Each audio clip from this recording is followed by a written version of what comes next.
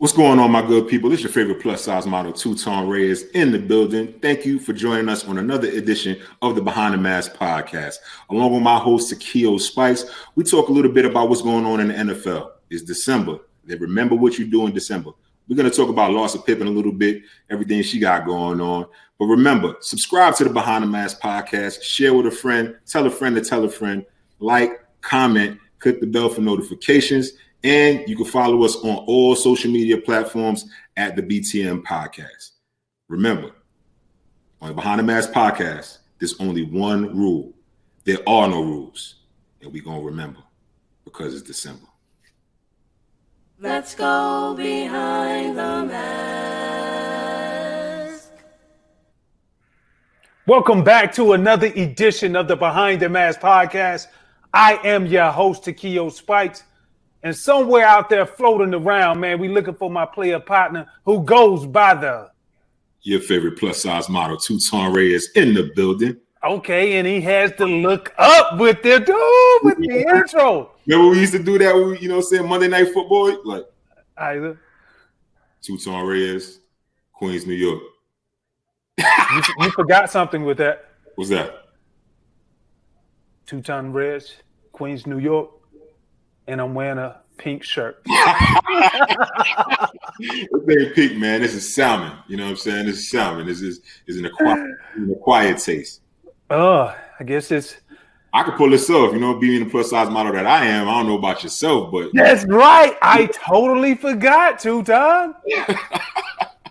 But you know what, though? At the end of the day, with that salmon shirt that you're wearing... Yeah. It really sets us up to be able to finish strong for 2020 going into 2021. Most def. Most def, right? Similar to all NFL teams when you look at them. And it's always important to remember, I think you say it best, bro, so I'm going to let you go ahead and take it out of my hands. Listen, man, they remember what you do in December. That's across the board in life. Everybody's saying, 2021, new year, new me. Hell, we said the same thing in 2020 and they kicked our ass with COVID.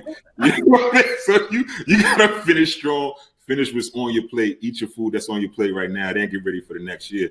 And to your point, man, NFL teams, they got the same thing, man. Going into free agency. Oh, yeah. It's huge, right? It's huge. Like you can have a stellar first 3 quarters of the year, but the GMs, when they talk to other GMs, and they definitely do that, they're like, let me see the last 3 games. How did he finish the season? Because you don't know. Some teams are out of the playoff hunt. Some teams are fighting for a playoff berth. And what shows what you're made out of as a person, as a player, is how you finish. And if you finish in weak or you giving up because, you're not in the playoffs or what have you, that's going to show on your tape, which is your resume for the following year.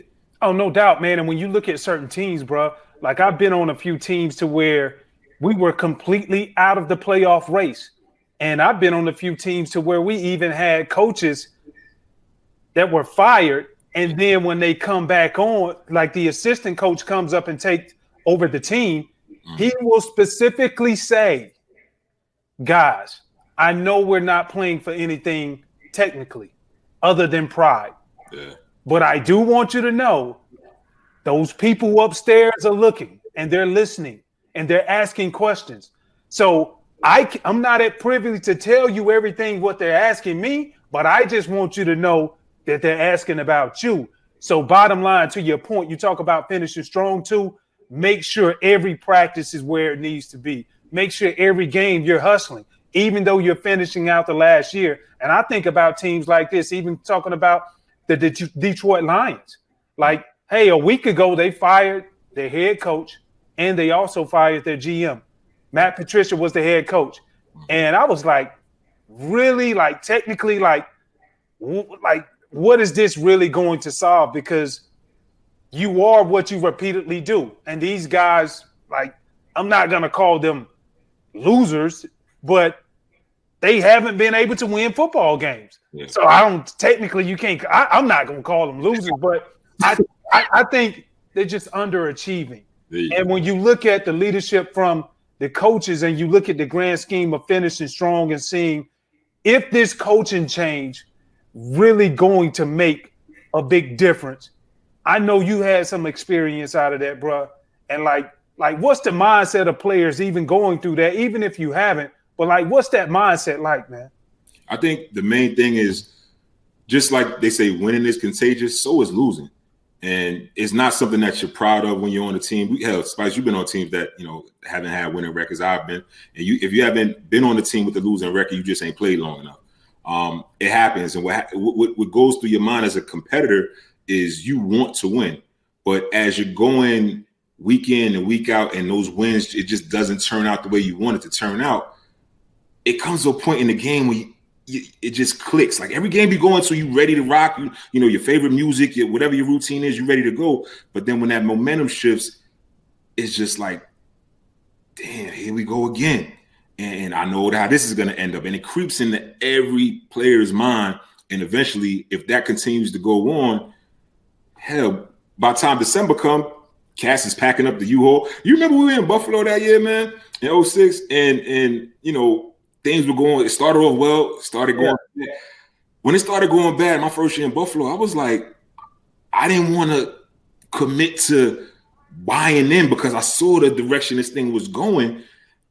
What you mean by buying in? Buying in to stay in the city, or buying in like city? Like I love, playing. I loved it. Don't get me wrong, but when you started to lose, it was like, nah, this ain't it. And this is, don't disrespect because you were on the team prior to me being there, but this was like, man, this is the Buffalo team that I had saw in the past, and I just was like, I didn't bring my car up there. I had a truck. I didn't bring my truck to Buffalo. I left it in Atlanta, bro. So how did you? I rented a car the entire season. Talk about a waste of money. Tutan, Reyes. My financial advisor was like, yo, Tutan, what are you paying $1,100 a month renting a car? No sense. But I didn't. But when the season was over, I was like, after that meeting, I'm out of here. And I kind of knew it. The writing was on the wall, particularly for me up there. It wasn't one of my best years either. But then that, along with the team, it was just like, we didn't finish strong. You know what I'm saying? We didn't get to the playoffs. So for me, I was ready to go. And the same thing. A lot of guys, they pack up them U-Hauls. They like, you know what? After the season's over, vacation starts. But that's not the mindset you want. And I think to your point with the Detroit Lions, you saw them just get the victory over Chicago this past weekend. Those same momentum changes crept into that game. Yep. They overcame them and still were able to come out with a victory. So that's when you think, you know what, this interim coach, it might be something to it. Maybe he's the difference that we need, the spark, the juice that we need that players really can kind of gravitate to. Even if you look at, and you're talking about Darrell Bevell, offensive coordinator at the beginning of the year, now interim head coach. Listen, they started off that game trailing 9-0 in the first quarter. In the fourth quarter, they were trailing 30-20 to the Chicago Bears. But they came back and found a way to win 34-30, ended up winning. And then this is the thing that really stood out to me after going back reading it, because I was surprised because I was in the same similar situation. Darrell Bevell said after the game, it was a different type of game day experience that he had, that he wanted to make sure that he created around the culture for his short time period there being head coach. And I even talked to a few of the guys on the team, and one of the common things that I asked them, I say, well, what was so different this game compared to other games since Matt Patricia was there? The common denominator was we felt like we were valued as men versus being looked upon as commodities. Yeah. And this wasn't just so much from coach to player. This was from colleague to colleague when it comes from Matt Patricia being the head coach and then talking to some of his assistant coaches. And some of the feedback that I received that I thought was shocking was, even though a player made a play and it was a hell of a play, he never would give them credit. It was always, well, I think you should have did it like this and it could have made the play a lot easier for you if you would have did it this way. So it wasn't really accepting the fact that, hey, certain guys can get away with certain things regardless of however you may coach it, but you have to embrace it as a coach and understand this is what makes this guy different. He never embraced it. I also was told that he used to talk down on some of the assistant coaches. And so I think a lot of that brought friction, not only with players looking at your head coach, but I also think a lot of friction was brought amongst that coaching staff. And that's the reason why when you look at what Darrell Bevell talked about after the game, he said it was a different game day experience. I wanted guys to go out with the attitude and the expectations of we're going to have fun, guys. It's not going to be the end of the world, but we're going to have fun. And they did that with the win. And that's what you're supposed to do as a professional athlete. You don't need to be motivated to win. You're there already. You're getting paid handsomely. You need to go out there and feel like, you know what? I'm going out to put my best effort on the line so we can win, right? But what happens is you start to – now with social media, but you start to read the papers, or you start to go online and see the news, Sports Center, what have you, and you hear talks about, you know what, this team is not going to make it. Are they tanking? Can they get the first round pick? Whoever the nicest college athlete is that they predict to be a first round pick every year, are they going to get the first round pick, right? Don't nobody want to hear that as an athlete, as a player. You hear the media, you hear the fans talking about that. They want a first round pick because you know what? They start off thinking my team is going to be good. Nah, we wind up not having to win the season. So they're thinking about next year. The thing about it as athletes, we don't even know if we're going to be on the damn team next year. You don't even know. You know, so it's like, why would I sit there and mess up? And not only that, if you have a high first round draft pick, you might pick somebody from my position. So what the hell I'm going to do? Just, you know, I'm going to mess up my game so you can pick somebody to replace me so I ain't there the next year? Nah, I don't work that way. And as athletes, we want to get out there. We want to compete and do our best. But, yo, that should be killing me, like tanking. What the hell I look like going out there tanking? And, like, this is what's crazy, though. People ask, man, how y'all don't lose that game, man? And then, like you say, if a DB get beats for a touchdown, totally messes up the game. I've received calls from people saying, bro, man, he was point shaving, wasn't he, Spikes? Tell the truth. I was like, why would you even say that? In my mind, I never paid it. I'm not a gambler. So I don't look at the point spread, the lines, and all of that. But in their mind, they like, man, you guys were up by 3 points, and the spread had you covering at 2, but he blew it. So I'm like, come on, bro. Like, you think we finna sit up here and get into play when I call the huddle? Hey, 3rd and 18, we stop them, we win. But listen, remember, the point spread is 2. So, hey, who's going to take the hit this week as far as getting beat? The hell no, bro. It don't work that way. No, we get paid way more money than somebody going, I'm sure, give you for gambling. Like, that's the dumbest thought process ever, man. And you can see it with a bunch of teams across the league. You talked about the Lions, the Giants. I don't know how they doing it. They in first place in the NFC East with like a losing record. Even down here, the Falcons, they're creeping and getting some wins under their belt. But you got to finish strong. And like I said, they remember what you do in December. It goes across the board. I mean, fellas, your lady going to remember what you do in December, what you got her for Christmas. You know what I'm saying? Don't try to start no argument now so you ain't got to get out of getting no gifts and all of that. You know what I'm saying? You don't want to do all of that. Finish the year strong. Hey, finish the drill strong, right? Got to. All the way through the line, baby. Good thing I don't have one of those. Tutan. Common. You got family, though. You're right. I do have family. And I'm going to spend it all on them. Every bit of it. Hey, peep this, though. One good thing to mention. I think it's pretty cool if you Robert Saleh, defensive coordinator from the 49ers, legislators got together and wrote a letter to the Ford family saying, this is the reason why we want Robert, the defensive coordinator, because we want him as our head coach, simply because all of the things that we know he can bring to this football team and the community. You see a lot of players from the 49ers, especially on the defensive side of the football, they're giving him thumbs up. As selfish as they should be, not wanting him to leave, but they understand the business. Yeah. They're giving him the thumbs up, saying he's going to be a hell of a head coach wherever he ends up next year.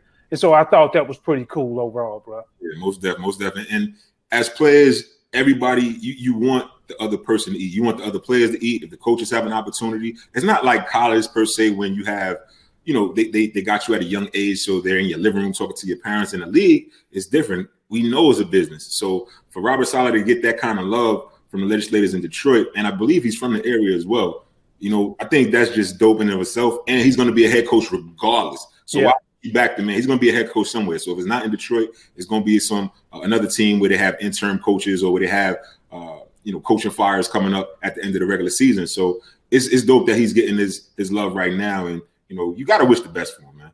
And two, bottom line is this: before we get out of here, to put a bow on it, you look at what happened at the Jets. Also, Greg Williams, defensive coordinator, called the zero blitz at the end of the game. And these guys are the only winless team in the National Football League. And you know what happened? They scored. Greg did not have to call that blitz. Jets coming. Carr put some air under it. Wide open is Ruggs for the touchdown. Miraculous. Yeah. Listen, I'm a big Greg Williams fan. He didn't. Was he wrong for that? Yes, he was wrong. But is it really worth him being fired over that game? So basically, you're saying the first person to go is Greg Williams and all of it is his fault? Absolutely not. If you're going to fire anybody, you start with the head. And I'm talking about Adam Gase, because this is the same head coach. When you look at, listen, you got rid of your star running back, or he didn't even want to be there anymore. With Le'Veon Bell. And then you turn around, you look at your franchise star player on the defensive side, who's now in Seattle. Yeah, they got 2 first-round picks for him, and he is absolutely worth it. But when you look at this overall, man, it's like this is a prime example of scapegoat politics. And if you talk to a lot of players just around the league, they'll tell you, I never go to the Jets. Hell, that's the reason why Sam Darnold, he's probably looking at getting out of the Jets. And there's plenty of opportunities because there's a lot of other teams out there who really needs a quarterback. And a lot of people know he knows how to play. But the one thing, when you look at Adam Gase and the New York Jets, you look at his tenure since he's been there, he has yet to develop a quarterback. He has yet to develop players. You know what I mean? And so this is factual. This is not me reaching. So I'm just saying, is it really worth, at the end of the day, firing Greg Williams? Well, I think at the end of the day, the play was so polarizing because, remember what you do in December. That was a potential play when the Jets could have got their first win of the season. You know what that feels like? I know you do. My bad. No disrespect. In December to get your first win. Have you ever been down that road before? I finished the season 2-14. All right, that's close enough. So what else? What it feels like to go that deep and not get the results from all your hard work, and it was on television, it's polarized, and they're just like, if this is what's going on, he definitely needs to get out of there. Like, as an offensive player, it doesn't matter if it's zero blitz. It don't matter if it's prevent, whatever. As an offensive player, we always feel that we can score. As a defensive player, you can speak to that. You know why leave your cornerbacks one-on-one when you know they're going to go for the deep threat.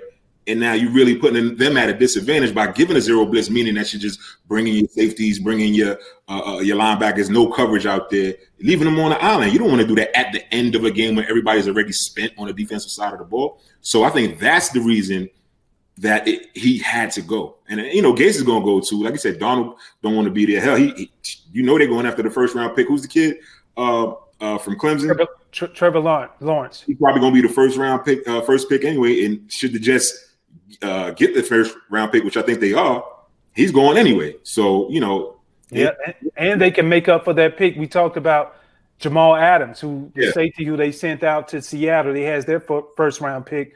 And so we know just from their record, they're going to be picking anywhere from 18 on down, depending on how far they go into the playoffs. Yeah, man. It's again, they're gonna remember, you know what I'm saying? And this is pure proof right there, because everybody remembered the defensive call that Greg Williams called to lose that game. And that wasn't the only play of the game, but that was the play that let who did they play? I don't remember. The other team go up and then actually win the game. So now you 0-12. Like that's pretty bad, bro. It's pretty bad. Oh, it sucks. It is sucks. And that's a bad breakup that they just had. Oh, bad breakups. Yo, you know what's funny? You talk about breakups, bro. You seen the joint with what was it? Larsa Pippen, Scottie Pippen's ex-wife? Bro. Listen, bro. So and I was having conversations about this. I get the fact that you're going through a divorce and Larsa Pippen, Scottie Pippen's ex-wife, going through a divorce. You're rumored to have been, or you said yourself, you dated Tristan Thompson, another NBA player, right? Yep. Now, Future, well, and Malik Beasley, a 23-year-old player for the Washington Wizards, NBA player for the Washington Wizards, like, you really seeming like you kind of doing your thing after the breakup, but you staying in the same area. Like, when is it cool to move on? And is it all right to still date within the same arena, man? That, like, I couldn't do it. If I knew I'm going to be completely transparent with you, and I'm speaking from a guy who's never been married. Mm. As much as I want to say being single, and it's like, look, we didn't work out. Best of luck to you, even though I may not like you. Like, go and kick rocks, and you can holler at whoever you want to. But you can't go fishing in the same damn pond. Come on, man. Hey, bro, so it's like it would make me feel like it's rules, like, you know how people say it's rules to this shit. Yeah. But then there are unwritten rules. This is an unwritten rule that is a rule. And so, like, all right, I'm thinking, all right, you and I hung out. Now I'm starting to see press clippings. Man, she with another NBA player? Yeah. Shit. Here goes another one. So now I'm thinking, even if I thought it was me, the reason why we decided to depart, I really have to, like, take a step back and say, all right, we got 4 kids. One of our kids is in college, 20 years old. Mm. But you going to get another basketball player who was only 24? And he's only 4 years older than my son? Yeah, that's deep. It's like, yo, how do you? I mean, I don't know physics that well, but I do know that shit right there just doesn't equate to, like, it'll add up. The samba pie or whatever you want to call it. It just don't add up. And then all right, everybody's grown. I get it. You're an adult. Cool. Move on. You know what I'm saying? But when is it okay to say, like, do you not, as a 46-year-old woman, as a 46-year-old person, would you not think, you know what, maybe I shouldn't, maybe this ain't it. You know what I'm saying? Maybe I shouldn't keep dipping my toe in this same hot tub normal, like, it just doesn't make sense to me. And then, as you're not thinking about your son is 20, he's playing basketball. I think he's a freshman, playing college basketball. He listening in the future. And you know what I'm saying? He done heard some of the things going on. And now, and let's be real. Think about all of the guys who were inside of that locker room. Right, in the locker room. The reason why we love the locker room, because it is so on the opposite end of the spectrum when it comes to political statements and living a political life. You are who you are, and you will become exposed. And that's the beautiful thing about it, because at the end of the day, we all got, like, trash inside of our closet. Yeah. But at least we can air it out, and we have a mutual respect for each other. I'm just saying, I'm not here to judge, but at least give your kid a chance. So if it's me, I'm swinging. Every day my mind said I'm coming in there. He say something to me today, I'm swinging on his head. Yeah, sure. And it's crazy because you talk about that locker room. Now, there's some cats that's grimy that don't care, that'll, you know what I'm saying, they'll holler at a dude's wife, or some women that you see them one year and a guy might leave a team and she was dating one dude, the next year she's dating another dude on the team. You've seen it. Have you seen it? Have you ever seen a situation like that? I know for me, it's definitely been on a few teams of mine, and I distinctly remember, like, having somebody come to a game one year, and the veterans, the older dudes or the young dudes, they They may not try to holler, but they'll ask you, "Hey, is that your wife?" And you might be like, nah, that's just my homegirl, my friend. Like, oh, she's nice. You looking like, yo, what you looking at my shorty for? Like, I know you've been in the league longer than me. I know you got, female woman you can holler at her. Like, come on, man. So that situation is real sticky. Obviously, in our crew, we don't do that. If you mess with somebody, you dated somebody, that's your world. That's your space. You stated there's 1,000,001 other people, women in this world that we can holler at, and that's how we do as friends, as a crew, as brothers. But there's a lot of cats that don't live by that creed. Well, let me ask you this then, bro. Like, I can speak on it from a single perspective. Yourself, you have a little bit different perspective. Yeah. Because you went a different route earlier. And so is it okay? Like, when is it okay to say it's cool to do whatever? It's cool to do. You can kind of fish in this pond. Or do you even have the say-so to say that with you going through a divorce at one point in your life? So to put it in a black and white yes or no context, no. You don't have the right to say so because y'all not together no more, right? That's why I say I get it. Do you got a right to feel some way and then in your mind maybe rightfully judge that person? Because and it could be an insecurity, you know what I'm saying? But if one of my exes literally the next year or the next month or whatever was with a friend, a teammate, a former teammate, somebody in my profession, I would be looking like, damn, this is just your MO. This is what you do. So it never really was about me. In that context, you can be like, all right, cool. I'm cool with it. Like, I wouldn't be upset after the fact. I think initially I might be like, damn, this is messed up. But then I'd be like, you know what? This is who she is. Cool. How would you feel towards the guy if you knew he was in the circle? Not like in your immediate circle, but meaning like, man, we went out on this field and like we battled together. Yeah, nah. If somebody was in my immediate circle, nah, that's cut off, yo. We used to say when I was growing up, we used to say MDK, that's murder, death, kill. Now, we wouldn't really kill somebody, but that's what's going through your head if something like that happened. You know what I'm saying? Oh, tell us how you really feel. Because it's a level of respect. And we always say you don't have to like somebody, but you got to respect them. So now, if you trying to holler at, my shorty or something like that, it ain't start when we broke up. In my eyes, you was eyeing her the whole time, that's where the level of respect ain't there. And one thing for me, like, you gonna respect me. Otherwise, you don't need to be in my circle or around me and none of that. And me, I'm positivity and nothing, but yo, you cut off, yo. Drop them like a bad habit. It ain't nothing. Well, what if he tells you like, I think she's my soulmate?